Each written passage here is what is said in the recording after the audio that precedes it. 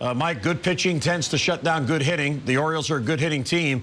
But you look at this Mets team, Cologne last night, DeGrom tonight. They have the second best ERA among starters in the National League. And, oh, did they display that in this brief two-game series. Yeah, they really did. And I think the Mets' philosophy for all their pitchers is aggressive in the zone with their fastball. We saw that from Bartolo Colon last night and even tonight with DeGrom. So take a look at these lines. Very tough to compete against 7 2/3, 6 hits and just 1 earned run. No walks and 9 punch-outs.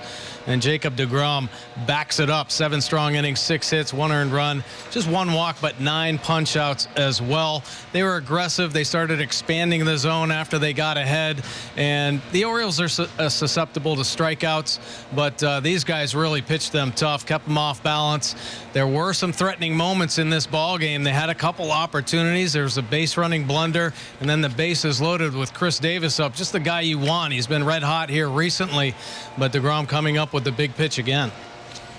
You know, Mike, I just thought all night long, like you say, we were like 1 pitch away, 1 inch away from making a play, 1 pitch away from busting that game open. We had our opportunities. No extra base hits tonight. It just seems like this ball club, after that offensive barrage we saw in Baltimore and down in Tampa, they played very well down there. And all of a sudden, they just kind of seem very flat tonight to me.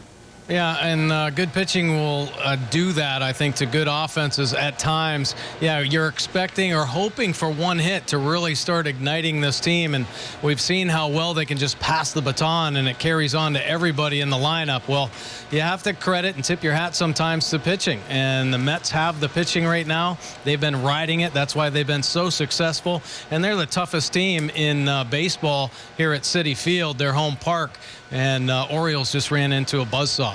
Now, Mike, you alluded to the Orioles and their high strikeout numbers. 12 more strikeouts tonight by Oriole batters. It's now 8 times in 25 games. This team has struck out 10 or more times. Now, I realize it's a play for the big inning team, but is this getting to any point an alarming stage where so many outs are made without the ball even being put in play? Well, I think the adjustments they're trying to make by extending at bats, seeing more pitches, well, hurts them probably in the end. I mean, they like to be aggressive early in counts at times, and they're just being a little more patient early. So at times their at bats, they're getting 2 strikes. Now it's an adjustment.